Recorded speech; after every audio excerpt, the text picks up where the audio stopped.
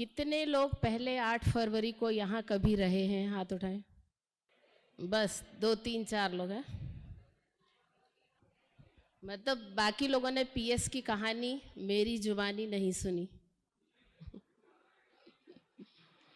चलिए थोड़ा सा ब्रीफ में सुनाते हैं।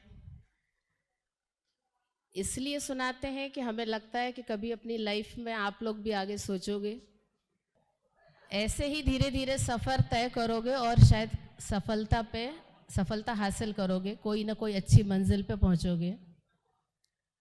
कोई कहानी बहुत नई नहीं है, बहुत उतार चढ़ाव नहीं रहे कहानी में हमारी, बहुत स्मूथ लाइफ रही है, बहुत महत्वाकांक्षाएं नहीं रही हैं। सिर्फ उस बिल्डिंग से, राणावत से इस बिल्डिंग तक का सफ़र है जो 25 साल में हम लोगों ने तय किया है। मेरे ख्याल से जो आगे जितना खाली स्पेस दिख रहा है, इतने में से हम लोगों ने इंस्टीट्यूट को चालू किया था। ऊपर का स्टेज भी नहीं, पीछे की बेंच भी नहीं। 98 में राणावत ट्रेड सेंटर के 2nd फ्लोर में हम लोगों ने पीएस कंप्यूटर एकेडमी डाली थी। तब सर कोठारी इंस्टीट्यूट में पढ़ाया करते थे और वो एक प्लेटफॉर्म था उन बच्चों के लिए जिनको ये लगता था कि 100% श्योर सिलेक्शन चाहिए और सर की क्लास में, वहाँ कोठारी में या कहीं नहीं पढ़ना, वो चीज़ चाहिए जो सर अलग से दे सकते हैं। वो एक्स्ट्रा देने के लिए एक वो प्लेटफॉर्म था जिसमें आप शायद यकीन नहीं मानोगे, एक वो ज़माना था कि हम लोग 300 रुपये की मेंटेनेंस फीस लेके कंप्यूटर सिखाते थे। 3 महीने का कोर्स मैंने केवल किया था जिसमें हमको सिर्फ डॉस बेस पे कुछ चीज़ें आती थी और हम इंजीनियरिंग के बच्चों को, जो आईआईटी यहाँ कॉलेज है, उनको हम 3 महीने का कोर्स करवाते थे और 300 रुपये की मेंटेनेंस फीस लेते थे। सर सुबह और शाम कोठारी इंस्टीट्यूट में क्लास लेते थे, बीच के दोपहर में भागे भागे आते थे। तो वो बच्चे जो मेंस दे रहे थे, जिनको सिर्फ मेंस पढ़ना था, जिसमें से मेरे ख्याल से प्रताप नारायण यादव, जो शायद अब तो एडिशनल कलेक्टर वाली लेवल पे आ गए सब, अनुराग सक्सेना, श्रृंगार श्रीवास्तव, बहुत सारे बच्चे थे, काफ़ी सीनियर हो गए वो सब। वो लोग बैठ के पढ़ा करते थे। मैं और राखी दास दिन भर वहाँ बैठे रहते थे। राखी दास भी बहुत सीनियर है, सबसे पहला सिलेक्शन शायद 98 में उन्हीं का था, जो डिप्टी कलेक्टर थी और मेरे ख्याल से आप लोग को पता होगा पीएससी में है इस वक्त वो। तो हम दोनों बैठे दिन भर अपना बतियाते थे, इंटरव्यू की तैयारियां करते थे और सर आते थे 1 घंटे की क्लास लेके 2 घंटे की चले जाते थे। इसके बाद जो बच्चे गाइडेंस के लिए आते थे वो रात को घर पहुंचते थे, 1:30 बजे, 2 बजे, 2:30 बजे घर बैठ के अपना उनका गाइडेंस चलता था। बस वो एक छोटा सा सफ़र था जिसको हम लोगों ने मेंस की थोड़ी सी बैच के साथ शुरू किया था और जो आगे बढ़ता चला गया। एक समय आया कि ऐसी ज़रूरत महसूस हुई कि उस क्लास की फॉर्मेलिटीज़ में सब लोग नहीं पढ़ सकते, जो उनको पर्सनल गाइडेंस चाहिए। तब वो स्थिति जब सर को शायद एक हिंदी का शब्द भी नहीं निकलता था। हिंदी सर बोल नहीं पाते थे, सब्जेक्ट्स हिंदी में बता नहीं पाते थे, समझा नहीं पाते थे, लेकिन सिलेक्शन सारे हिंदी मीडियम से ही हुए थे, क्योंकि तब 12th और ग्रेजुएशन में इंग्लिश मीडियम इतना नहीं था। अब अलग बात है कि 12th से ही चूँकि CBSE board, MP board English medium आ गया तो बच्चे उस लेवल के आ रहे हैं, लेकिन तब हिंदी इंग्लिश का जो सफ़र शुरू हुआ, आज तक मेरे ख्याल से किसी चीज़ में कभी भी कोई वो नहीं रहा। उतना ही इंग्लिश मीडियम से सिलेक्शन रहा, उतना ही हिंदी मीडियम से सिलेक्शन रहा। एक और हम इसका नाम देते हैं लूना से ऑडी तक का सफ़र। हम दोनों साजन नगर में रहते थे। साजन नगर ये नौलखा चौराहे से अंदर जाके है, एक रेंट के घर पे, और वहाँ से एक लूना पे बैठ के दोनों लोग इंस्टीट्यूट आते थे। उसके बाद सर ऑटो से अपना कोठारी इंस्टीट्यूट चले जाते थे। वो सफ़र, कभी कभी वो एक टैक्सी बड़ी वाली चलती थी जिसको भटसुअर बोलते थे इंदौर में, उसमें भी बैठ के, टेम्पो, उसमें बैठ के भी हम लोग आते थे। वो दौर था। लेकिन कभी यदि ये देखें या सोचें तो हमें लगता नहीं कि कभी भी 25 सालों में ऐसा कोई लगता हो, कोई भी ऐसा इवेंट हुआ हो कि हमें लगे कि हम लोगों ने बहुत संघर्ष किया। हमें लगता हम लोगों ने संघर्ष किया ही नहीं।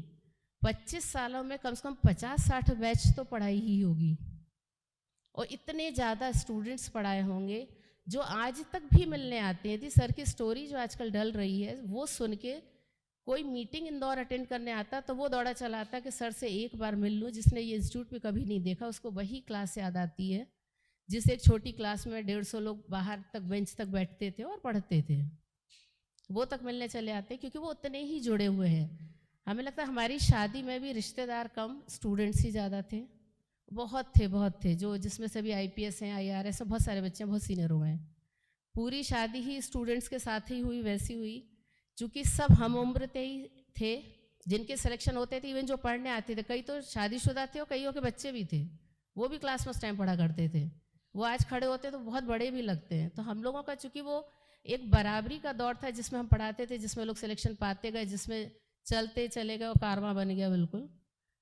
तो कभी ऐसा लगा नहीं कि कभी कोई संघर्ष रहा या कभी कोई ऐसी परेशानियां हुई, या ये कह लीजिए कि सबके साथ हर चीज़ को हम बहुत आसानी से निकालते चले गए। एक बार की बात है, एक प्रेस वाले आए थे, उनको न्यूज़पेपर में कुछ कहानियाँ वहानियाँ टाइप की छापनी थी, ऐसा टाइप से। तो उन्होंने हमसे बैठ के पूछा कि मैडम आपने इतने साल जो संघर्ष किया और यहाँ तक पहुँचे, तो वो कुछ एक कहानी आप हमें बताइए, हम उसको छापना चाहते हैं। मैंने बहुत सोचा। मैंने कहा ये तो कोई कहानी नहीं है, कोई ऐसा संघर्ष नहीं है। यदि हम इस बात को संघर्ष माने कि मैंने कम से कम 15 मेंस दिए, UP MP ये वो सब दिए, MP के भी 5-6 इंटरव्यू दिए हैं, UP के भी दिए हैं, सब किया है। तो यदि हम इसको संघर्ष माने तो कोई संघर्ष तो था ही नहीं, क्योंकि कभी भी हमने किसी रिजल्ट के बाद पलट के देखा या आज हम देखते हैं तो हमें ये लगता है कि नहीं, कमी तो थी ही, 100% कमी थी।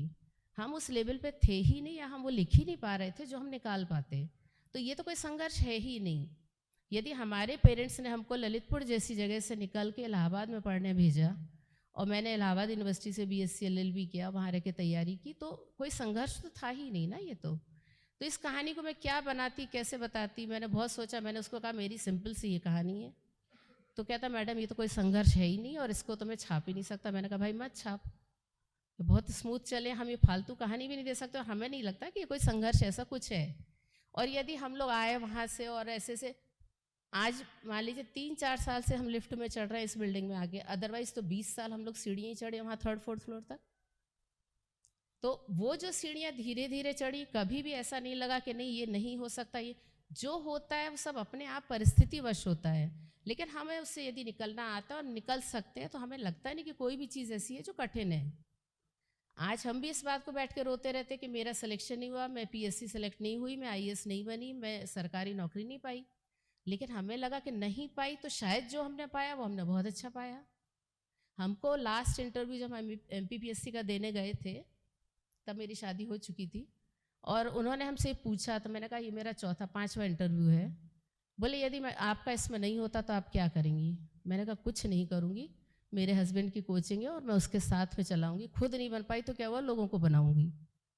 तो मुझे लगता था कि वो एक्सपीरियंस है। यदि हमें लगता है कि कोई कमी या कुछ रही है तो उसको दूर किया जा सकता है, ऐसा नहीं है। यदि हम कोशिश करते हैं तो वो चीज़ होती है।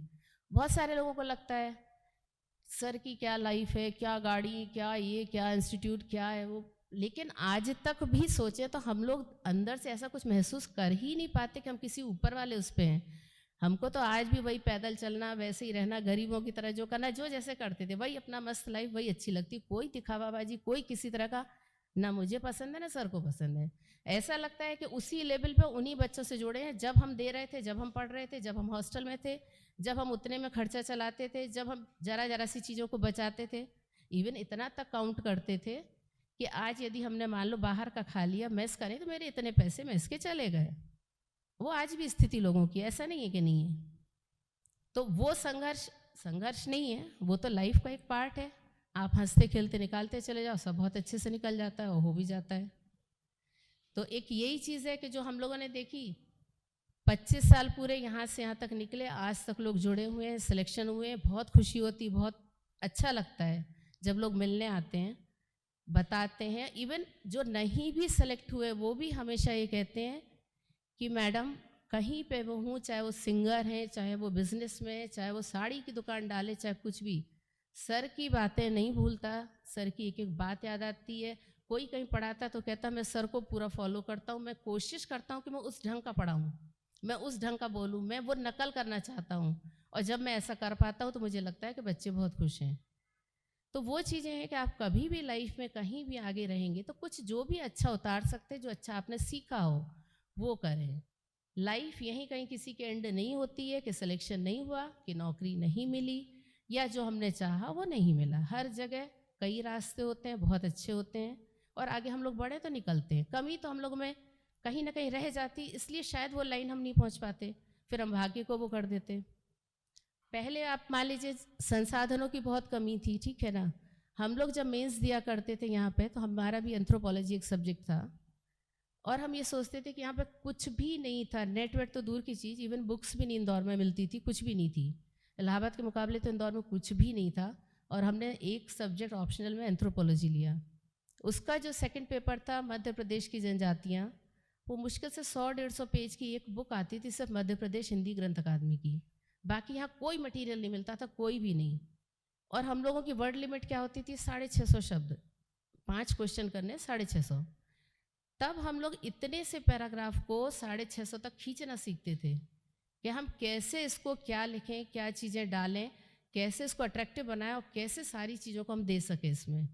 आज समय उल्टा है, आज के हम 1000 किताबों के बीच में से 3 लाइन लिखनी होती है, तो हम एक किताब पे भरोसा ही नहीं करते।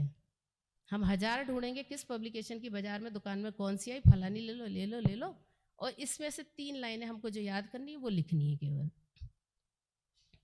पढ़ने का तरीका बदल गया बस, इसलिए कंपटीशन बढ़ भी गया है। तो जो अभी निशा ने भी बोला, बहुत सारे बच्चे हमेशा ये बोलते हैं कि जो 1000 या जितनी भी किताबें जिनमें आप भटक रहे हैं, वो पता नहीं किस जमाने की वो किताबें जिन सोर्स से बनी होंगी, जो ओरिजिनल इनके सोर्स होंगे, वो पढ़ के सब बैठे हुए हैं सर लोग यहाँ पे। सर ने हमेशा वही पढ़ी होंगी, जो पेज तक याद होंगे किस पेज पे क्या लिखा, वो टेक्स्ट बुक तो शायद अब देखने को भी नहीं मिलती। तो जब उन सब से पढ़कर उनका निचोड़ निकाल कर यहाँ मिल रहा है, तो हम क्यों भटकें? बच्चे जितने सेलेक्ट हुए, आप कभी उनसे पूछे, वो कहते हैं कि 2.5 महीने में जो एक कॉपी लिखी थी सिर्फ उससे सिलेक्शन हो गया। तो हम लोग सोचते हैं कि ये झूठ बोल रहे हैं, बकवास कर रहे हैं, ऐसे कोई होते क्या सिलेक्शन? लेकिन ये सोचो ना कि वो तो उनके एक्सपीरियंस का, अनुभवों का वो जिस्ट है जो उन्होंने पढ़ा था, तो सिलेक्शन तो उससे हो गई ना।